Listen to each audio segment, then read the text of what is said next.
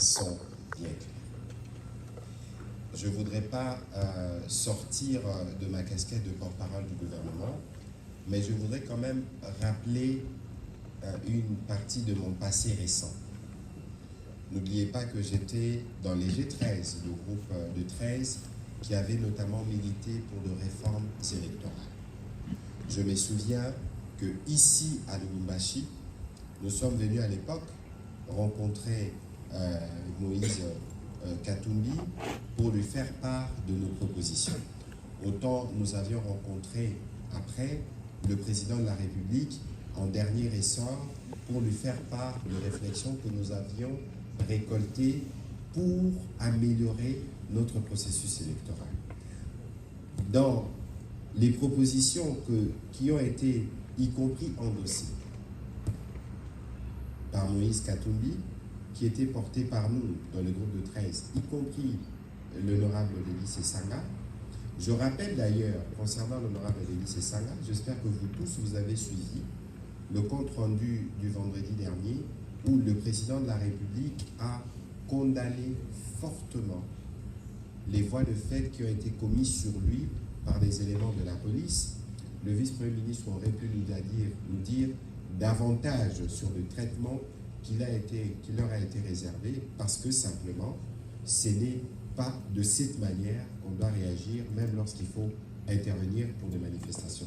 C'était une parenthèse pour vous montrer que nous savons faire la part des choses. Alors, nous étions ici, à Lubumbashi, où nous tous, nous avions endossé l'idée de faire la révision de la Constitution, notamment pour qu'on retourne au deuxième tour. Nous avons été voir le président de la République qui nous a reçus, je pense, à 2 reprises au Palais de la Nation, y compris pour lui faire le point pour que lui puisse l'endosser. Le seul groupe politique de l'époque qui ne nous avait pas reçus s'appelle FCC. Et nous avions plus ou moins fait l'unanimité sur le sujet. Alors aujourd'hui, moi, je me désole. Je ne sais pas si on veut faire la politique en termes de show. Je ne sais pas si c'est une forme de haine ou de aigreur qu'on veut développer vis-à-vis de la personne du président de la République, parce que je ne pense pas que les débats devraient encore se faire sur oui ou non on devait retoucher à notre Constitution. Délice Sanga a été parmi les plus fervents avocats de cette révision. Et donc vouloir empêcher aux garants du bon fonctionnement des institutions d'user de son pouvoir constitutionnel, de dire que nous devons réfléchir. Les termes ont été dits à Kisangani, ils n'ont peut-être pas été bien compris. Le président de la République, ici à Lubumbashi, a été on ne peut plus clair sur le sujet. Nous allons inviter une commission, d'ailleurs, ce serait bien pour l'honorable Sanga de se joindre à cette commission, parce qu'il en a toujours été les fervents défenseurs. Peut-être qu'alors, s'il a des appréhensions, parce que je considère ici que c'est vraiment un débat où on a des appréhensions sur les calculs, sur les intentions du président de la République. Ici, le président de la République, qui est aux commandes de la République depuis 6 ans. Nous avons une constitution qui a été promulguée depuis 2006. Nous voyons, nous tous, certains goulots. Je ne voudrais pas aller en profondeur dans les débats, ce n'est peut-être pas le cas qu'il faut, mais les Congolais ne réclament-ils pas aujourd'hui une double nationalité? Nous parlions du secteur minier ici.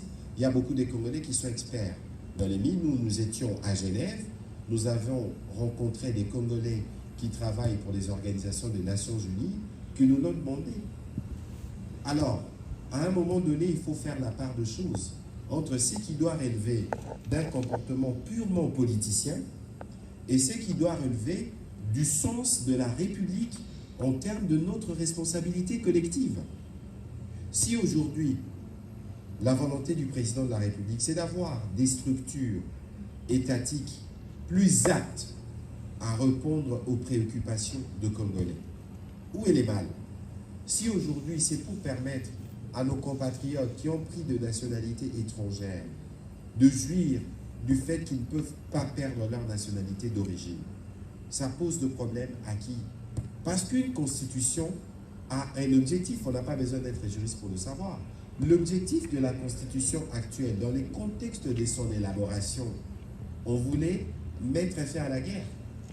On voulait nous assurer que toutes les parties prenantes à la guerre peuvent contribuer à la gestion du pays. Mais aujourd'hui, qui ne s'énerve pas de voir que nous avons par exemple 700 partis politiques? Lorsque vous avez suivi les résultats des états généraux de la justice, on estime qu'il y a des articles qui peuvent être retouchés. Alors ici, il faut nous sortir de haine, nous sortir des aigreurs, nous sortir du côté envieux ou du côté ambitieux à outrance, devenir président de la République à tout prix, pour ne pas empêcher aux Congolais d'avoir accès à des éléments d'information qui ressortiront de la commission qui sera mise en place et qui leur permettront de juger.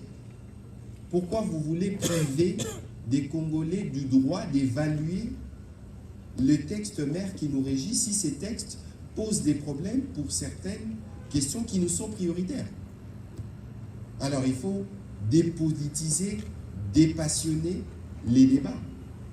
Il faut éviter d'aller dans des procès d'intention. Nous sommes en début de mandat.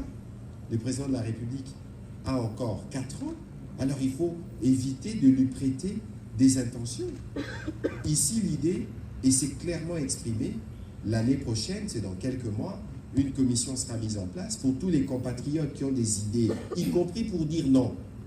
Parce qu'ici, virtuellement, on veut dire non parce qu'on pense qu'on veut toucher un article. Mais la Constitution, ce n'est pas qu'un seul article. Et donc, voilà un peu, parce que c'est un débat important et j'espère que vous, les professionnels des médias, vous allez nous aider à converger vers l'essentiel.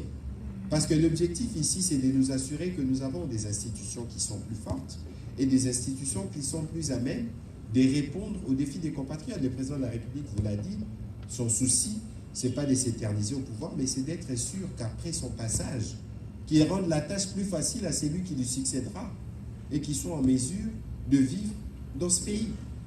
Mais qu'est-ce qu'il y a d'anormal dans ce que le président de la République souhaite? Parce que c'est lui qui a la charge de conduire les destins de ce pays.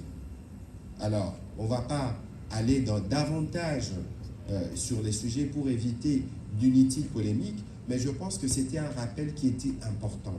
Aujourd'hui, ce que je vois, c'est un acharnement sur le président de la République et on veut prendre prétexte sur la Constitution parce que par le passé, tout le monde a réclamé à un moment ou à un autre de retoucher cette Constitution, ne fût-ce que pour amener les deuxièmes tours à l'élection présidentielle et les déclarations sont publiques. Je n'en dirai pas plus. On va, je pense, terminer par là cet exercice de redevabilité. Monsieur le ministre de Mines, est-ce que vous avez un dernier commentaire pour ce qui vous concerne avant que nous puissions clôturer cet exercice de redevabilité?